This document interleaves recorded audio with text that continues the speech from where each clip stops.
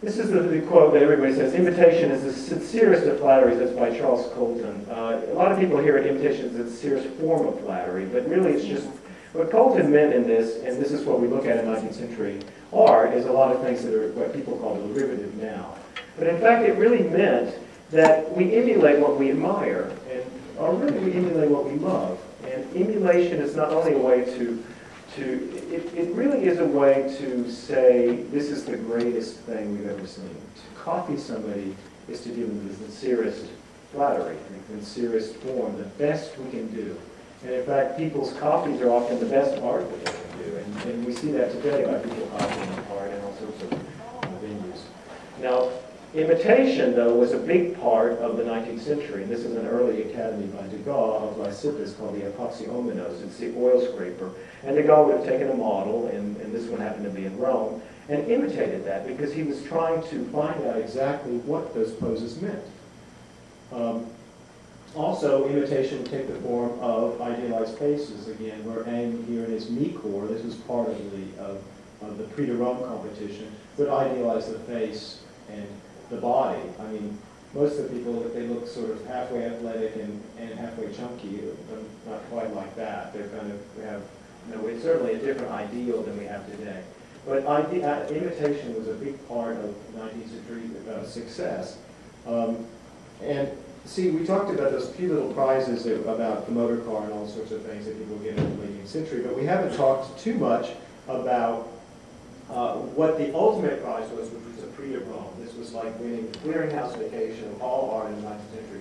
It'd be like getting into Yale today or your first Whitney retrospective. It was really the thing people wanted to, and that's been also criticized a lot.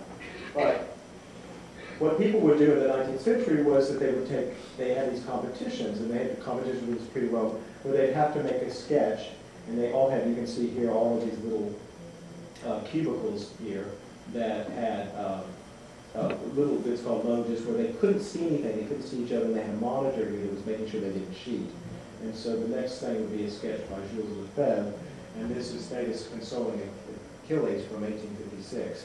If they were successful with that, they would go on and spend 72 days locked up painting a major picture. And these are almost life-size pictures. This is Bouguereau's winner from 1850, Zenobia finding the body, Zoe found by the shepherds on the banks of the Araxes.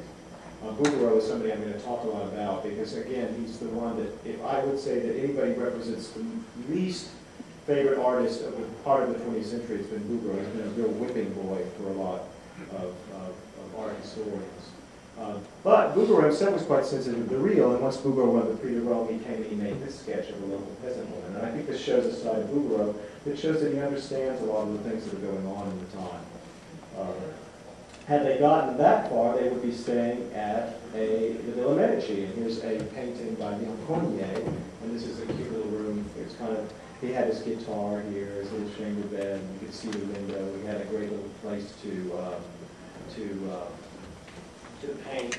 And the thing is, if you read the interesting thing about the literature in the past is if you read like most of them, but not the good ones, went out drinking and enjoying the countryside, probably not with a peasant. Well, who knows what she was sad about? Maybe that she had a little affair with a Medici person, a French person at the Medici art, the Col de Rome in France. But they would stay in this little thing, and they would be entitled to make many works of art and send back to Paris. Now, I wanted to take. This good enough, just remark. I wanted to take a little reprieve so that you understood basically what all of these poses are about. And in the 19th century, they had things called rhetorical poses. I don't know if anybody's seen the Cecil B. DeMille things where people are just, like this in silent films, and, they seem so melodramatic. Well, that was a way people could communicate. They're called rhetorical poses, and you'll see these in pictures in the 19th century. And I think it will be interesting after this lecture to go back to the Walters pictures and look and see if you can find anything like that. Meissonier is great for that. But each pose had something that that you had to learn how to do, and this is called voluptuary, and it illustrates, this is from Henry Siddon's Practical Illustrations of Appropriate Gestures and Actions from 1807. And you see this sort of portly man, slightly drinking wine. I mean, I think they're quite comical. But people knew in the 19th century and earlier, but in the 20th century, that any nuance of this, if he was really drunk, he might hold the glass a little higher, or if he was really angry, he might hold his hand a little bit out. And people could read the subtleties of these things and know how inebriated you are. I mean, most of the time, if I got drunk, I would fall, and that, artists do that sometimes, we fall.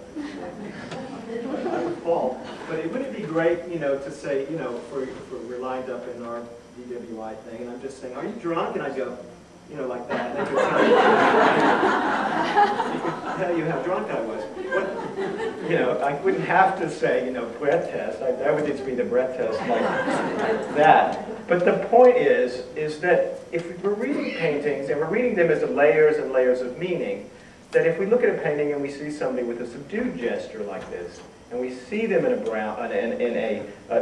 scene, and Meissonier did a lot of scenes at cafes, and even Manet, which is an inheritor of this tradition, you can learn a lot by how exaggerated the gestures are, where they hold their glasses. The next one is interesting because this is something you see all the time. You see, this is after the deluge. Someone's with terror, and usually it's, you know, you've got something on your face which is mental anguish, and you've got something that you're denying, and you run. And again, if this one's in really horror, because if he would be slightly kind of perturbed, he'd put his hand down like this. But the idea was you'd see these, and they had meaning. It would be couched. It'd be like a palimpsest of ideas where you take one symbol and you add to it and you add to it. And the 19th century was very much about combining literature, ideas of gesture, ideas of poetry, and how we could communicate with people better. The third one is the one I quite not get because I don't think we throw chairs in the same way. But this is rage. It's jealous rage, and I don't think anybody could get by with throwing a chair at someone they didn't like without a police report. But this was something, again, it was a pose that you see in a lot of anecdotal painting in the 19th century. It's a lot of things people started to have suspicion of, but it was a way in pre-movies and pre-internet, pre-magazines, the way that we understand it today, to really communicate subtle ideas through visual imagery. You can see some of these ideas in Barrios, Felix Barrios's one of his envois, which is something that he did in Rome and sent back to France. And this is called Exiles on the Tiber. And you can see these kinds of poses here, where people's inner thoughts can be expressed through hand gestures, through ideas of melancholy, through ideas of resistance. You see these hands, through ideas of acceptance when the hands are down. You can see all sorts of things with these repertoire figures and gestures. For someone who's just not looking, this is not just a cruise in the Princess Cruise Lines, or if you have a fancier boat, you know, out in Catalan, wherever you guys go in California. But this is that an island? Well, anyway, there I saw someone here. But these, this was a way of meaning.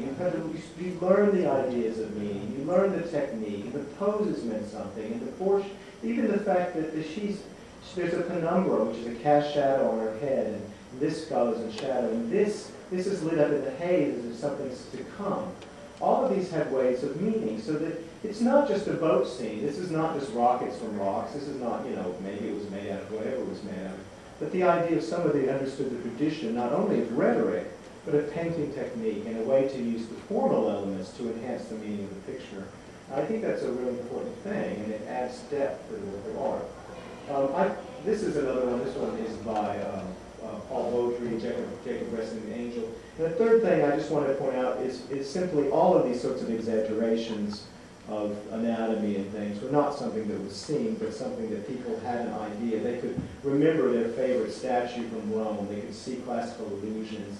And by adding classical allusions to something that was done contemporary, they got to experience the history of that allusion. So they could say, not only is this Jacob, but this is Jacob maybe feeling something that the Hellenistic person felt. Or maybe it represents Michelangelo in the Sistine Chapel. So that the overtones of Jesus or Moses or prophet, and seeing the struggles through the anatomy and through the technical form. I think that's important. This is a later example of a Bonnat. There's a Bonnat of Mr. Walters, which is fabulous technique, but the fact that somebody can use similar symbols later in their life is why they went through the